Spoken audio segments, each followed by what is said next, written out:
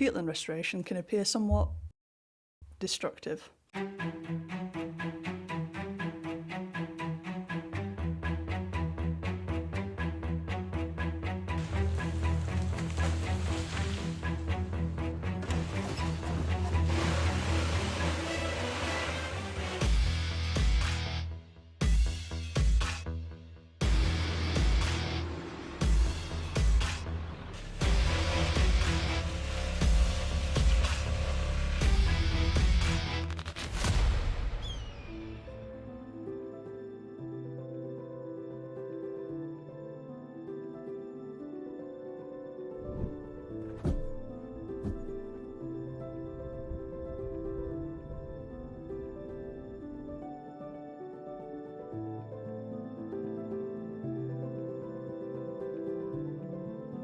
Removing trees, scrub and invasive species helps restore peatlands to a bleak but beautiful landscape that supports a range of specialised peatland species.